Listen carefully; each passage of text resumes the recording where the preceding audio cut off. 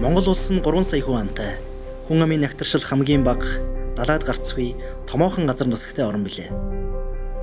18 хүртэлх насны хүүхэд залуучууд 36% орчим хувийг эзэлдэг бол манай улс харьцсангуй залуу хүн амтай улсад тооцогддог. Сүүлийн жилүүдэд хотчлолт эрчимтэй явагдаж нийт хүн амын 68% орчим хувь нь нийслэл Улаанбаатарт болон бусад хотуудад амьдарч байна.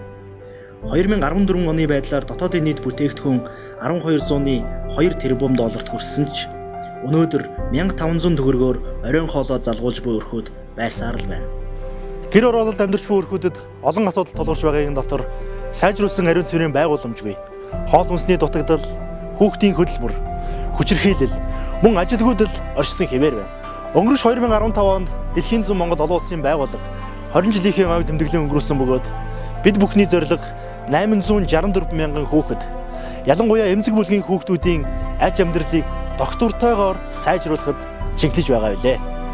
Энэхүү зорилгод хүрэхийн тулд хүүхэд гэр бүлийн эрүүл ахуйг сайжруулах, өсвөр үеийнхнийг амьдрах ухаанд сурган боловсролыг хүүхэд бүрт тэгш олгох, хүүхдийг хүчирхийлэл, альва эрслээс хамгаалах, өрхийн эдийн засгийн чадварыг нэмэгдүүлэх гэсэн 4 чухал зорилтын дагуу ажиллаж байна. Манай байгууллага нь 1993 онд Говьалтай аймагт тохиолсон зудны үеэр гамшигт нэрвэгдсэн малчдад яаралтай тусламж үзүүлснээр Монголд анх удаа хөл тавьжээ. Үүний дараа 1995 онд Дэлхийн зүүн Монгол олон улсын байгууллага албан ёсоор үйл ажиллагаагаа эхлүүлж, хоол тэжээл, нөхөн сэргээлт, хүнд нөхцөлдөх хүүхдэд чиглэсэн төслүүдийг хэрэгжүүлэн 1998 оноос урт хугацааны орон нутгийн хөгжлийн хөтөлбөрүүдийг нээн үргэлжлүүлсэн билээ. Өнөөдрийн байдлаар Дэлхийн зүүн Монгол олон улсын байгууллага нь Монгол улс дэх 17 аймаг, Улаанбаатар хотын гэр хороолол бүхий 7 дүүрэгт нийт 33 салбар орон нутгийн хөгжлийн хөтөлбөртэй тус улс дахь хамгийн том олон улсын ашигын бус байгууллага болжээ.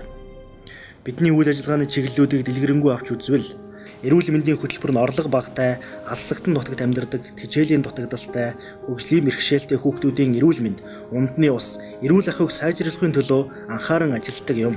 Эрүүл мэндийн хөтөлбөрүүд маань сүүлийн 10 гаруй жилийн турш 33 орон нутгийн хөгжлийн хөтөлбөрүүд, эрүүл мэндийн төв, өрхийн эмнэлэг болон орон нутгийн сайн дурын ажилтнуудтай хамтран ажиллаж ирлээ. Сүүлийн 2 жилийн хугацаанд эрүүл мэндийн хөтөлбөрийн үр дүнг 187 мянган хүүхэд хүртэж, хоол тэжээлийн дутагдaltaй 193,092 хүүхэд олон найрлагт бичил тэжээлийн холимгийг хэрэглэж, эцэг эхчүүд гал голомт хөтөлбөрт хамрагдан хүүхдээ шим тэжээлтэй хооллох талаар суралцаж, мөн 10,037 гэр бүл эрүүл ахуйн шаардлага хангасан ариун цэврийн байгууламжтай болжээ.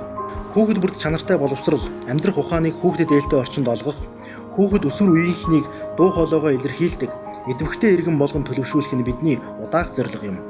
Хөдөө орон нутагт амьдарч буй хүүхдүүдэд хуулбарт сургалт, гэр цэцэрлэг зэрэг хөтөлбөрүүдийг орон нутгийн засаг захиргаа, бусад төрийн бус байгууллагуудтай хамтран хэрэгжүүлснээр өнгөрсөн 2 жилийн хугацаанд 9961 хүүхэд сургуулийн өмнөх боловсролд хамрагджээ. Мөн хүнд нөхцөлд амьдарч буй, хөгжлийн бэрхшээлтэй болон хичээл завсардсан хүүхдүүдийн боловсролыг дэмжих үйл ажиллагаанд хамруулсан байна. Боловсролын төсөл хөтөлбөрүүдэд нийтдээ 130,609 хүүхэд хамрагдсан хэдий ч сургуульд явж чадахгүй, эсвэл хүүхдэд ээлтэй орчинд чанартай боловсролыг эзэмшиж чадахгүй байгаа хүүхдүүд одоо ч байсаар л байна.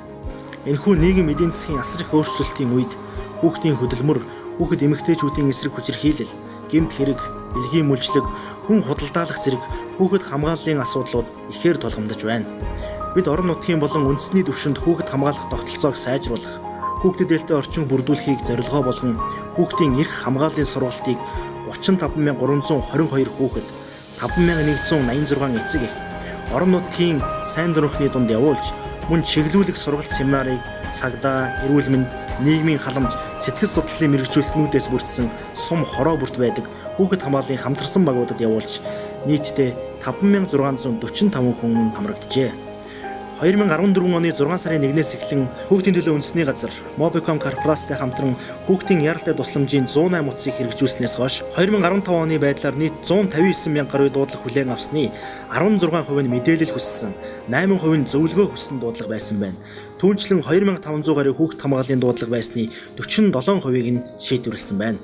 Өрхийн эдийн засгийн чадварыг нэмэгдүүлэх, нэн ядуу өрхүүдийн амжиргааг дээшлүүлэх болон хүүхэд залуучуудад эдийн засгийн мэдлэг чадвар олгох зорилгоор бид иргэдийн хамтаараа бичил бизнес эрхлэлтийг дэмжих, ээлжил бүлэг, дундын хадгаламжийн бүлэг гэх мэт олон аргачлалуудыг ашиглаж байна. Мөн орлого багтаа иргэдийн амжиргааг дээшлүүлэх, орлогыг нэмэгдүүлэх зорилгоор зөвгийн аж ахуй, хүнсний ногоо, жимс жимсхэн тариалалт, малжуулах төсөл хөтөлбөрүүдийг хэрэгжүүлж, хүнсний хангамжийг сайжруулах, гамшигын бэлэн байдалд хариу үзүүлэх, өрхийн эдийн засгийн чадварыг нэмэгдүүлэхэд тусалдаг юм. Орон нутгийн иргэдэд суурилсан гамшигын бэлэн байдлын талаарх сургалтанд 56,142 хүүхэд эцэг эх багш нар хамрагдсан байна. Ирээдүй болсон хүүхэд багчуудынхаа төлөө хамтдаа ховь нэмрэн оролцгаая.